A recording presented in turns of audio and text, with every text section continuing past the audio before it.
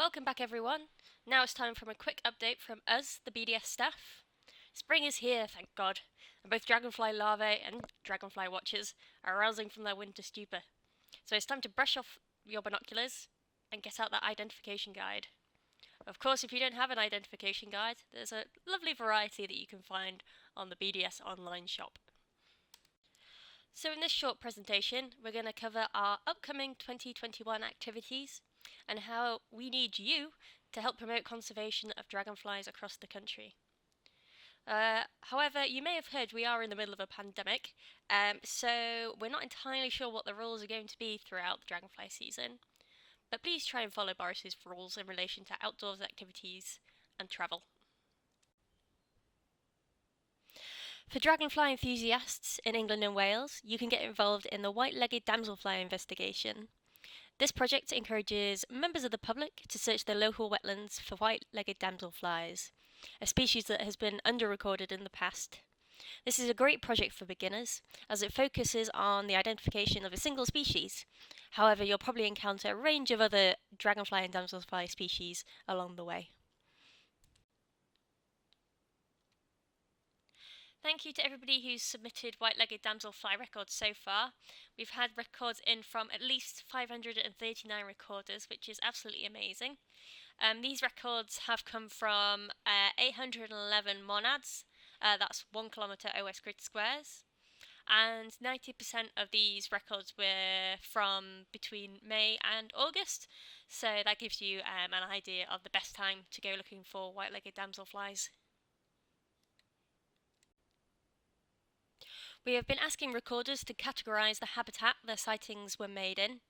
Rivers produce the most significant amount of records, followed by ponds and pools. However, streams, lakes, canals and fisheries frequently produce sightings as well. Bear in mind that a large proportion of records in the dataset did not have habitat indicated. In addition, a significant proportion of sightings were made away from water, particularly in grassland terrestrial areas. For more information on this project, including instructions on how to take part and results so far, go to the project webpage, which you can find on the BDS website under the recording tab and in other recording projects, as you can see here.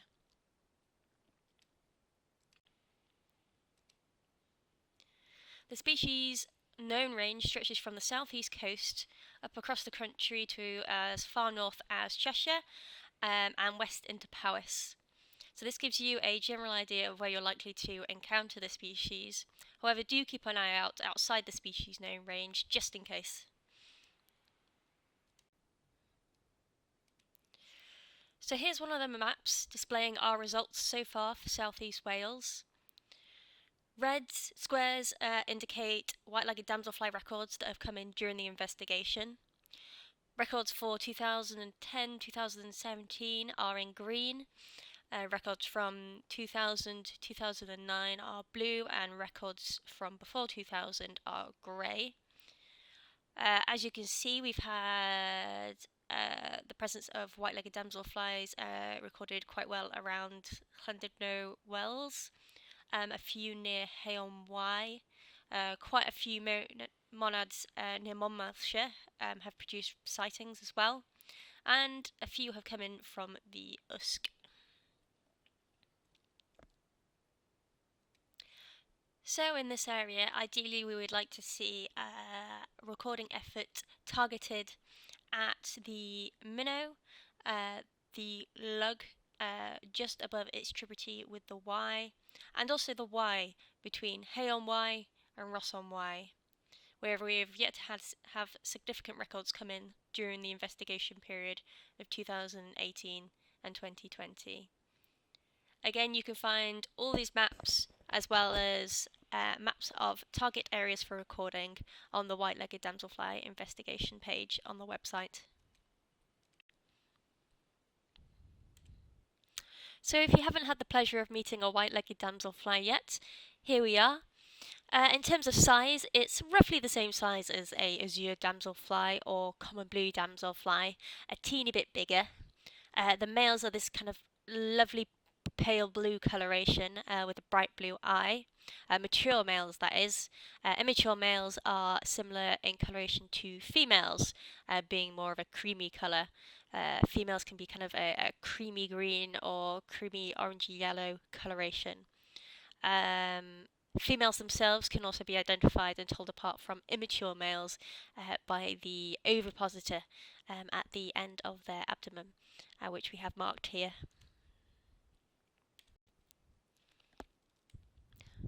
Other identifying features that can be seen on both males and females include pale brown wing spots, broad pale legs, limited markings on the abdomen, which help tell it apart from your azure and common blue quite quickly. And also the two pale marks on each shoulder.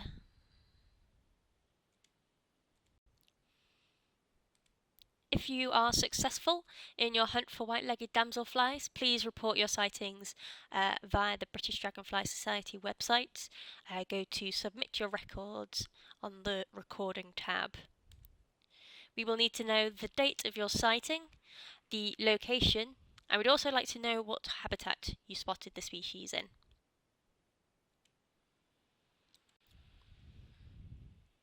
If you're interested in contributing more to the British Dragonfly recording scheme, there's advice and instructions on the Dragonfly watch page of the BDS website, which you can find under recording. You'll also find advice on how you can adopt a site for recording dragonflies. This involves committing to carrying out a simple dragonfly survey at your selected site at least 3 times every year. If you're familiar with common species in your area, you should be able to perform these surveys no problem. If you're planning on regularly surveying a site, or already do so, please remember to register your site via our interactive map on the Dragonfly Watch page. Recording is not the only way that you can help assist the BDS. We realise that many of you probably volunteer or have contacts at other nature organisations, such as the National Trust or ORSB, or at local wildlife groups, and we need your help advocating for dragonflies at your local nature reserves and green spaces. This can include encouraging managers of sites to include dragonflies in their site strategies, e.g., including aims for safeguarding, enhancing and creating dragonfly habitat.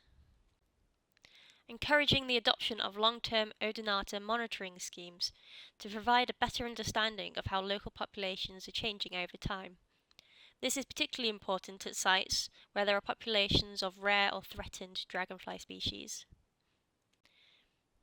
Encourage site managers to use their green space for dragonfly-related education outreach, for example, installing interpretation boards, promoting dragonflies via social media, or providing identification guides and handouts to visitors, or holding public events. Information and advice on setting up monitoring projects can be found in the recording section on the BDS website, or you can contact the BDS at conservation@british-dragonflies.org.uk. For outreach resources and habitat management information, please visit the resources section under Get Involved on the BDS website. Finally, from me, a quick update on the State of Dragonflies 2020 report, or should I say the State of Dragonflies 2021 report. Unfortunately, work on the report was greatly delayed due to COVID lockdown. However, the BDS Dragonfly Conservation Group have been working very hard on this report, and it should be ready for publication this summer. So watch this space. I'll hand over to Fiona McKenna now, our Outreach Officer, for updates on her projects, including our upcoming hotspot partnerships. Our Dragonfly Hotspot project has been ticking along nicely behind the scenes over the last year. I've been keeping in touch with all of our partners, and they're all keen to hold some form of launch event this summer. So we're all keeping a really close eye on COVID-19 precautions and government guidance to help us plan these events safely. And they might end up being quite small events or ticketed, and they obviously will be subject to change at last minute. But all we can say right now is just keep an eye on our website for any news and sign up to our free monthly e-news Hawker to keep an eye on our plans and keep up to date. So Paxton Pets, they launched virtually last year, so we obviously couldn't hold a physical event. But they're really keen to hold this physical event this year in Dragonfly Week, so we're working with them to try and make that a reality, hopefully. And it's thanks to your generous donations after our emergency hotspot appeal that we are actually able to fund an interpretation board at Paxton Pets. So whatever happens, that is going to be created and will be installed this summer. So I just want to say an absolutely huge thank you to everybody who donated. It really is appreciated by all of us. And the next hotspot we want to launch this summer is Exbury Gardens down in Hampshire.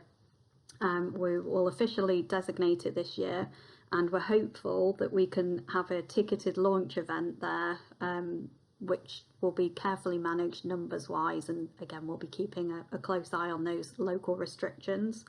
And then the last one that we want to launch is also Wisby Nature Reserve near to Lincoln, and this will be officially designated. We're working with Lincolnshire Wildlife Trust to see what their plans are in regards to public events again, so we're very much working with our partners. They're the lead on this, and we'll follow whatever they want to do and whatever they can do, which leads us on to our first Welsh hotspot, Llangorse Lakes in the Bracken Beacons.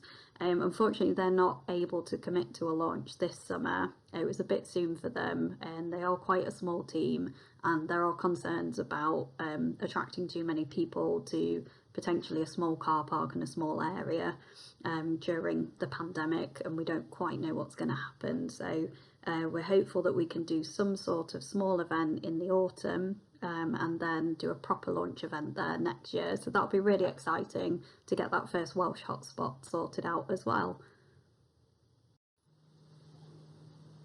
Each year we like to celebrate certain online campaigns as they tie into our own key communication themes, one of which being dragonfly friendly gardening and wildlife friendly gardening in general. So we always celebrate National Gardening Week at the end of April and early May each year. This year's no exception. We're going all out. We're working with our good friend Laura at the Wildlife Garden Project to create a new video about garden dragonflies, common species that you might be lucky enough to find in your garden. And we're working with Doug Overton from New Forest Dragonflies. He's providing quite a bit of the footage for us, and a few of our other key collaborators too. So we'll be launching that in the week of National Gardening Week, so look out for that. It will be all over our social media, and we'll pop it on our YouTube channel too. We'll also be working with partners who we've worked with in the past, such as our ambassador Joel Ashton from the Butterfly Brothers, who did a brilliant barrel pond video for us last year, and he will take part again this year. So again, look out on social media and YouTube for all of those things that are going out. And our new ambassador, youth ambassador, Green-Fingered George, who's just joined our team. We're really excited because he's an excellent young gardener and really into his wildlife. He's built 3 ponds in his garden with his family, and he's fully addicted to dragonflies. So we can't wait to see what kind of stuff he puts out this year from his lovely garden. So join us at the end of April into early May for National Gardening Week. One campaign that actually started through lockdown because of lockdown was Pond Watch. So it started out as a simple campaign to try and bring the magic of ponds to everybody, because loads of people couldn't get out or weren't near a pond or didn't have a garden. And it's now turned into an annual celebration on the second weekend of June each year. So this will be our second anniversary of Pond Watch, and we've invited loads of different partners on board, and we're hoping to make it even bigger and better. And we've got an itinerary packed full of fun, different activities to keep the fun going throughout the whole weekend. So please do join us online. It'll be on social media. A few live sessions, some things will be on partners' sites as well, so we'll be pointing you to their pages, and then we'll pop some bits onto our YouTube as well. And there will be bookable sessions through Zoom as well, so we're making good use of all of the online platforms we have to try and make it as accessible and wide-reaching as possible. And the ultimate aim really is to try and get more people to build ponds and get people to enjoy ponds, and then record wildlife and send their sightings to us and to partner organisations as well. So hopefully this is just going to go from strength to strength, and people will just keep loving ponds and keep building them, and wildlife will be the ultimate winner from this. The last online campaign I want to talk about is our flagship one. It's Dragonfly Week, and it will run from the 17th to the 25th of July this year. It's really our kind of, as I say, our flagship one, as it is just all about celebrating dragonflies themselves. So we're going all out. We're working with the Worldwide Dragonfly Association to try and make it more of an international celebration. And we've invited all of our partners, all of our hotspot sites. As I mentioned earlier, we are hopeful that we can run some kind of physical event during Dragonfly Week this year. But regardless of that, it's going to be a really big online celebration as well as physical, hopefully. And our partners are going to take part. We're going to create some more resources to go on our website, downloadable activities. It's all about knowledge sharing, trying to get people excited about dragonflies, and it's just the prime time of year for them as well. So it's when you'll see the most species of dragonflies will be on the wing, and it hopefully will be good weather. It's kind of just peak time really, so it's a really big celebration. So if you can, please do join in. If you've got ideas of anything you'd like to do during Dragonfly Week, let us know. We can share those. If you're doing your own online course or event, we can advertise that for you. So yeah, please do just get involved, just join in. If you do one thing each year, make it Dragonfly Week. That's what I would say. Help us make it as big and as far-reaching as possible. Dragonflies deserve their own week. We all love them, so let's really make the most of this and get it out to as many people as possible, and just try and recruit even more people to Team Dragonfly. One last thing from me, I just wanted to give you all a heads up to save the date for our autumn meeting, which will be Saturday the 27th of November this year. And we've decided to hold it online again for ease of planning and to ensure that as many people as possible can join us again. So that will include our AGM, so we'll have online voting again like we did last year, and we'll have a really interesting lineup of talks which are coming together nicely at the minute. So I'll be able to tell you more about that over the summer, hopefully. I hope to see lots of you there. Thanks, Fiona. Time to go up north now for an update from our team in Scotland. Hi, this is Andrea. I'm one of the part-time Scotland officers, and I mainly deal with the project side of things, and I'm here just to give you a little update. So just to put it in context, there's not a huge amount to update you on projects, because unfortunately I had to take a bit of a break over the winter months, but I've been back for a little while, so I have been busy doing some other things. One of the main things I've been doing is taking part in quite a few online meetings. We're lucky that the British Dragonfly Society became a member of the Scotland Environment Link in the last few months. So that's enabling us to contribute to influencing government and taking part in projects and making links with other organisations. So far we've had an induction into that, how that all works, and we've been assigned a couple of groups. So I've attended the freshwater group meeting and also the wildlife group meeting. Of course, we're having regular team meetings as well, so that we can discuss what we hope to do once things go back to normal. and also looking at funding bids that we can put together when funding channels open up as well. The usual trustees meetings, and Danielle and I meet when we need to talk things over and plan some work. The Garden for Life Forum meeting was quite interesting. Unfortunately, the big display that's usually at the Royal Highland Showground isn't going ahead this year, but they're hoping to do a smaller version at Scone Palace. We've had a Scotland group meeting, which brings together a lot of our area recorders, and we look at the work we want to get achieved for this year. And I recently attended with Sarah, our fundraiser, the Life After Life funding webinar, which looked at all the successes that life funding has brought and hoped to influence funders that we need to have similar pots of money available now that we've left the EU. The main thing I'm busy organising at the moment is the Scotland conference. So as you can imagine, that's just confirming the programme, confirming with the speakers, giving a bit of help and advice about how to do what I'm doing here for you, because not everyone is used to preparing talks in this way. Looking into how that we can use all the tools within Zoom to make it an interactive event, and also learning about how to set all these things up in Eventbrite. And of course, all of this wouldn't be possible without the expertise of Ellie and Fiona, who are obviously bringing this conference to you and also brought the autumn meeting to you. In general as well, just communications. So I'm just trying to get up to date with everything whilst I was away, but also keeping in contact with people who have taken part in the People for Ponds project, and sort of keeping the lines open there to have actual face-to-face events in the summer, hopefully. Also been keeping an eye on the Facebook page and posting relevant material.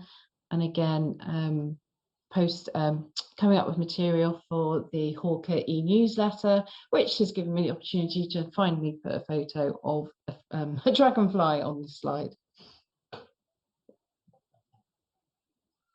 We've also done a bit of work with records on a few species, because I've managed to get agreement for GIS Wiz, I know, to help us to produce maps to save myself and Danielle struggling. So this has just mean getting some records, cleaning them up so that they can easily be put into GIS to produce nice maps for us.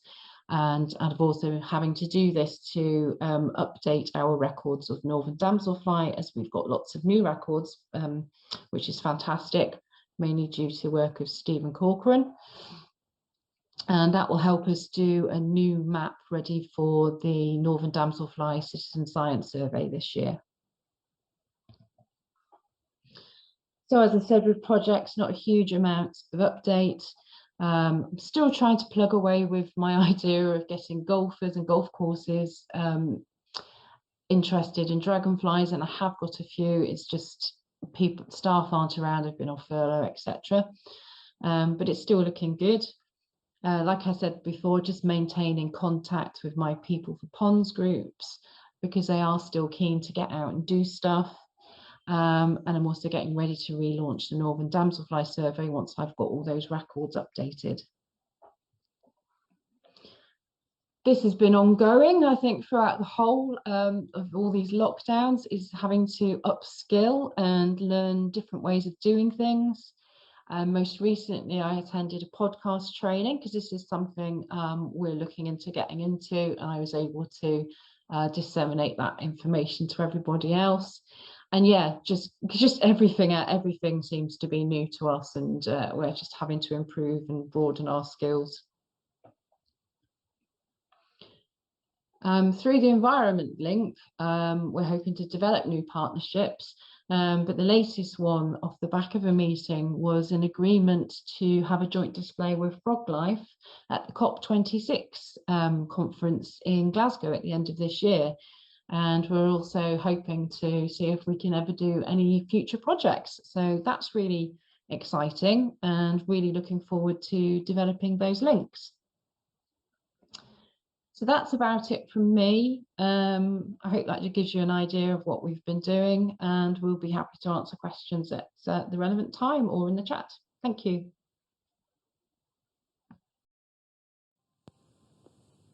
Hello, I'm Danielle Muir and I'm the Conservation Officer in Scotland, and I'm here to give you a brief update on what we've been doing over the past few months since the meeting in November and our plans for 2021. A lot of my work revolves around hotspots, and we have 10 of them across the country, where we do quite a lot of pond management tasks in autumn and early winter. So that didn't happen last year, so we should hopefully, if we're able to do it this year, have quite a few pond management tasks for people to get involved in 2021.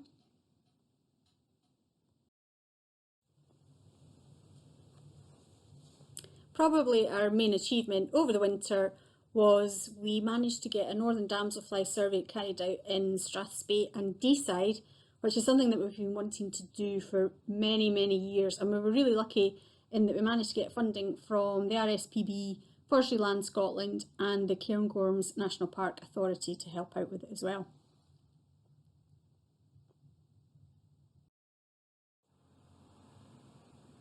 The northern damselfly is found around the edge of the Cairngorms in 3 core areas, in Strathspey, in Deeside and in Perthshire. But you can see that there's a few outliers on this map as well, so there's new locations are being found every year.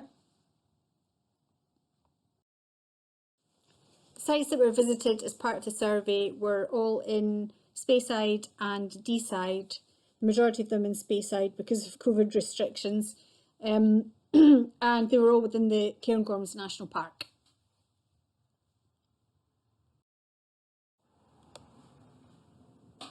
We were very lucky in that our consultant, Stephen Corcoran from Corcoran Consultants, lives locally, and he's an area coordinator for us for the Cairngorms area, and he knows the sites, well, most of the sites very well. So as well as the ones that he was contracted to visit and survey, he managed to find a few extra ones to visit as well. So he visited 43 historic sites and found larvae at 17 of them, so that's northern damselfly larvae. 3 sites couldn't be found, though this is probably due to wrong grid references. 3 new sites for northern damselfly were found, and Stephen found that 24 sites need management work. 16 of these is work that vegetation needs to be removed and open water needs to be created. 10 out of 43 sites were found to be in good or very good, in the good or very good category. 19 were poor or marginal. So it's very obvious to see from Stephen's report that management work is critical. And if you look at this picture here, this is a site in Deeside that I visited in 2019, I think I last visited it, and this used to be an excellent site for northern damselfly, and as you can see from the picture, there are trees growing in there. There's very, very little open water left, and just within a decade, I suspect that this is no longer going to be suitable for northern damselfly. So this is one that we've written a management plan for and hope to do some management works on at some point in the near future.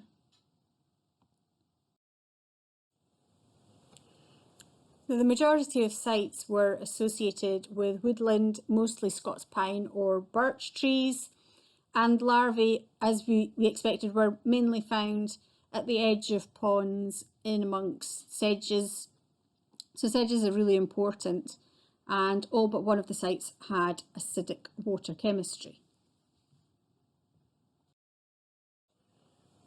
And all of these species were found while Stephen was surveying, so large red damselfly, common blue damselfly, blue-tailed damselfly, white-faced darter, northern emerald, common hawker, southern hawker, four-spotted chaser and black darter. So it's quite interesting to see that there's not any azure damselflies were found as part of Stephen's survey. I would imagine that it's not too long before they are at the edge of the cairngorms. Certainly I find them here in central Perthshire, and I think I found them at Loggerate Curling Pond, which is the best northern damselfly pond here in Perthshire. So we can see that we desperately need funding to pay for management works to make sure that many of the northern damselfly sites remain viable for this rare insect. So we do need to investigate funding. If we're looking at management work on ponds that are existing, probably an estimate of about between £1,500 and £2,000 for each pond would be required. And we've been looking into creating stepping stone ponds, so in between the established ponds, to ensure better habitat connectivity between the sites, so that the northern damselfly can have a better route through the cairngorms. And we would estimate about £2,500 to put in a new pond. So we do need quite a lot of funding. The plans for 2021 include working with key site managers for our rare species, and we've got a few key sites that I'm hoping to do some training with the staff and their volunteers, such as the Woodland Trust at Benshieldig, who have azure hawkers close by and on their estate. Balmoral Estate Ranger Service, who've been digging lots of ponds across the estate, and they have northern damselfly on the north part of the estate, and it's quite likely that they have it elsewhere, so helping them with their ID skills, and hopefully we'll get some of their volunteers along as well. Trees for Life at Dundragon, they have an absolutely fantastic site in the Highlands, and I'll be working with the staff and the volunteers to help them with their ID and to get them out and about surveying for dragonflies, and especially azure hawkers. And Carrowra Estate continue to be very, very interested, so if we're able, Pat and I will go back for some more survey work on the estate in September. So this northern damselfly and azure hawker work, that's funded in part by Nature Scot. And if we're able to do hotspot events, then it'd be great to be able to do some guided walks and some training events there, and possibly even some volunteer days in the autumn and winter. And don't forget our Scottish Dragonfly Conference, which is on Saturday, April the 17th. We'll have lots of interesting speakers like here today. You'll be able to find out quite a bit more about northern damselflies, because we have Stephen will be talking about the survey, and we also have Tony, who used to work as head ranger at Castle Fraser, which was our first key site for northern damselfly. And she's going to be talking about the surveys that took place over the last 10 years. We've got plenty of other interesting speakers, so please do join us. You don't have to be Scottish. And do let us know if you're going to be on holiday in Scotland and you'd like to do some dragonfly surveying. We have lots and lots and lots of sites that need revisited, especially ones further afield, which might involve quite a bit of a walk. But we do have these fantastic species like azure hawker and northern emerald and white-faced darter and northern damselfly. So please do get in touch if you'd like to do some surveying, if you're here on holiday or visiting for any other reason. Thanks very much for listening.